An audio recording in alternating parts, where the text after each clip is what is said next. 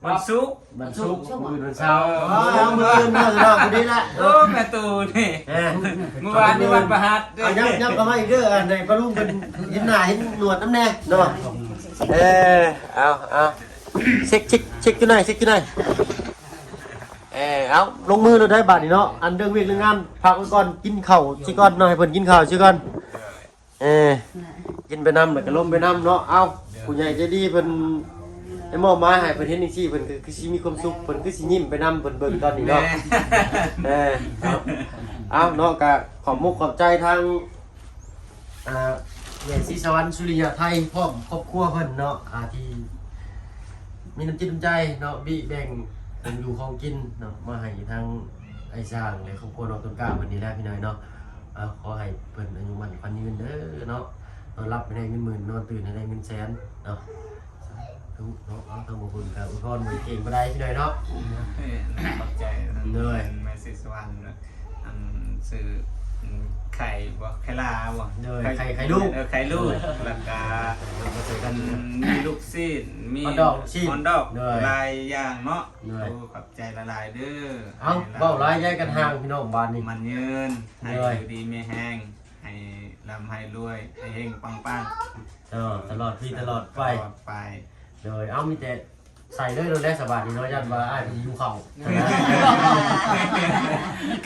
มาไม่คนโตเช็คกันไหนนายช่างคน เอ ดี อ ว่ะ เฮ็ดมันต้องนั่งหันข้างกันได้เอาเข้ามาเอลังแล้วก็มาแล้วค่อยบ่ได้เอาได้ค่อยกินมาเลยได้2 รอบแล้วมื้อนี้ฮะเข้าเฮือนได้ก็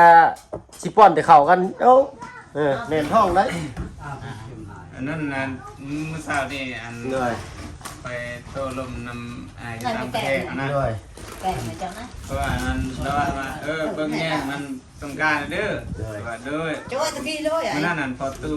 อันลาวินหัวคอยมาให้ อ่า ถาม อะไรกันกินหัวป่ะนี่อันนี้ย่าเราจะไปกินเด้อนะอันนี้เขาจะเป็นหัวใจจะเป็นวัดเป็นน้ำมูกกิน แม่ ปี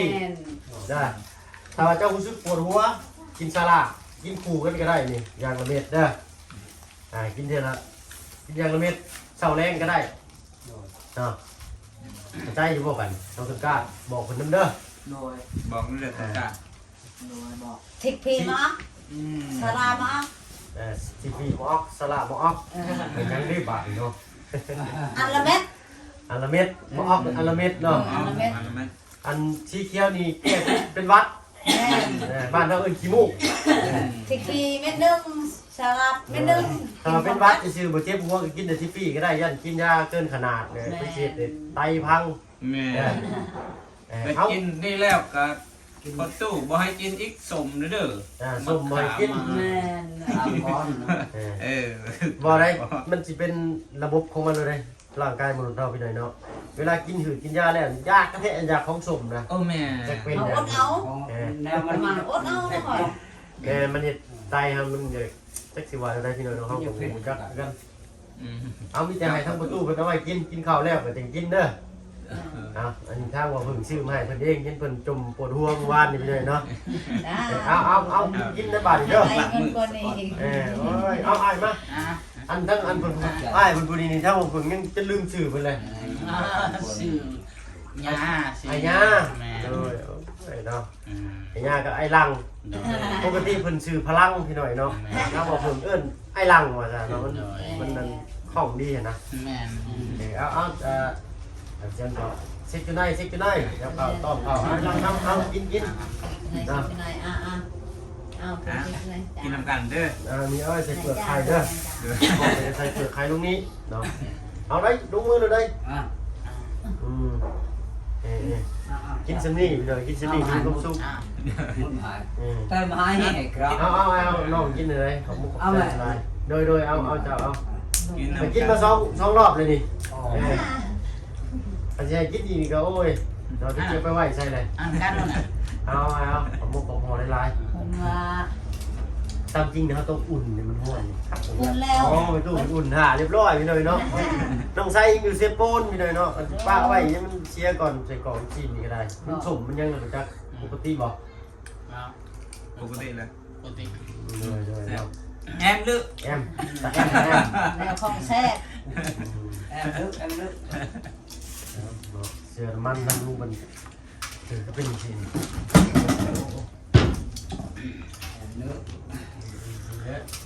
แล้วก็สีก็โอ้ยเขากับอันสีปันบุรีครับปัญญังบาทนี่เนาะพื้นเป็นพื้นไม้ลายไม้ข้างในอันนั้นได้ลงชีสเล็กแถวลาวบันไดนี่โอ้ย งามเนาะ ย่ำแดดซองซอยบ่อยากให้เนมบ่แล้วต้องได้ใส่แว่นกันแสงบ่แล้วมันเหลือบตาว่ะว่าดูฮอร์โมนพี่น้องเนาะโอ้ยนั่นแหละโอ้ยเราตอนนี้ก็มีความสุขพี่น้องเนาะ แม่ เอาบัดนี้คิดไปนำเว้าไปนำเลยพี่น้องเนาะเพื่อเป็นการเสียนาฬิกา กันบ่ฮู้นั่นแล้วมื้อหน้ามาเฮือนต้นกล้าต้องใส่กันน็อกก่อน แล้วใส่แว่นดำกันแดดได้แดดโชว์กันนะ วันนี้ต้นตายังเอาเมียกับคนที่แต่งให้กับน้องชายเด้ เพิ่นว่าบ่ มันมาเช้านี่ ว้าวเนาะเอาเรื่องกุมภาพันธ์ยังบ่พาไปอยู่เย่น้องเพิ่นดีกว่าพี่น้อยเนาะพอน้องไส้ก็อายุ14น้องต้นกล้าอายุ16สมมุติว่าอีกปี2ปีอยู่กินกันนี่ว่าเอ้ยเอาใส่เลี้ยงลูกพี่น้องเลยเนาะการที่เฮาสิมีความหักคันเราหักเขานี่เราต้องบ่ให้เขาลำบากอันนั้นคือว่าความหักความแพงเนาะแต่คนส่วนหลายนี่สิเฮ็ดบ่ได้พี่น้อยเนาะถ้าบ่เพิ่งเองก็เฮ็ดบ่ได้เพราะว่าพ่อแม่เฮาก็บ่ได้รวยหั่นนะเนาะก็ผู้พวกเราเก่าผู้หยังกินกันนี่แหละเนาะรับจ้างรับบายคือกันเนาะที่ว่าเห็นทาง คนหยอกซื่อ ซุมน้องมาจังซี่นี่ซุมน้องก็บ่ได้มีเงินมีคำได้ก็มาเฮ็ดเวียกเฮ็ดงานคือกัน แม่ ก็เฮ็ดเวียกไปนำแต่ก็ได้คือเฮ็ดนี่แหละซอยกันไปนำซอยมนุษย์ร่วมโลกร่วมกันก็ใจมันก็สงบได้มันแบบมันสบายใจเฮ็ดได้นะ แม่ ๆหายตรงไอ้จอกไอ้จอน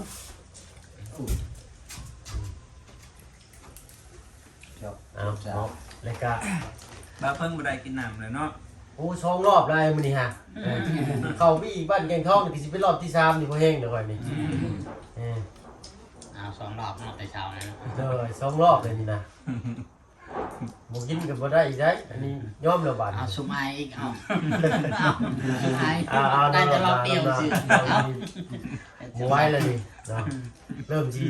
อืดขึ้นอืดแล้วมันค่อยเป็นคนแบบว่าคนเหือออกง่ายนะครับว่าไปเน้นท้องอึดอัดอยู่ยากกันเฮ็ดได้ แม่ แบบว่าหายใจตีบหายใจดันอยู่แล้ว แม่หลายคือกันเบิด ถ้าว่ามันอดเข่านี่แบบคือว่ามีเหือมีแห้งได้เห็นหยังก็ว่องไวฟ้าวได้ฟ้าวเฮ็ดฟ้าวแล้วฟ้าวไปกินข้าวสมมุติว่าอิ่มเลยก็เตื้อเรื่องนั่นแหละ แม่ นะเอาให้ทั้งอ้ายเพิ่นพากันกินข้าวกินน้ำเสียก่อนเนาะ แหละ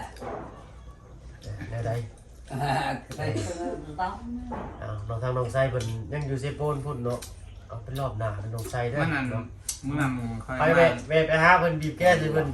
ติดก็บ่เห็นได้ในเฮือนน่ะตากไปไสพุ่นไปกินข้าวอยู่เซโปนพุ่นน้องไส้ก็ได้ เอาพอดีมึงอื่นทางไงบุญคงมันกลับมากะนะสิฮอดเลยเนาะ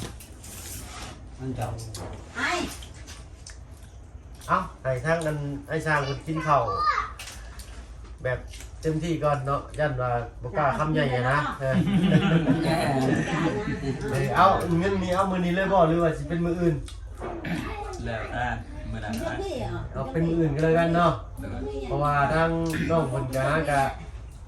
โอนเข้ามาให้ส่งไปตั้งแต่9:00 นว่าสิซื้อสีสแลกเข้ามานำพี่หน่อยเนาะเพิ่นหากะส่งเข้ามาให้ชื่อทางนอกทางน้ำนี่ก็บ่เพิ่นก็เงินเจ้าของใส่ก่อนเนาะเหลืออยู่20,000กีบพี่ทงนี่ ตาเพิ่นโยมพี่หน่อยเนาะ นั่นแหละเราได้ ตาทางกันด้านเล็กเป็นเงินตาเพิ่นนั่นล่ะเนาะเพิ่นสิโอนเข้ามาต่อบัญชีเพิ่นต้องใช้บ่เนาะบ่แม่นเนาะแล้วเพื่อเพิ่นสิว่างเรียกเพิ่นเนาะเพิ่นเฮ็ดธุรกิจการเงินเพิ่นเฮ็ดต้องงานร้อยกว่าเฮาเอาเนาะเอาตามสบายเด้อบัดนี้เด้อเนาะจูไว้เสียก่อนเนาะเรื่องท่าสีท่าทางนี่ก็จังว่ากันอีกเทื่อนึงเอาเชิญแซ่บ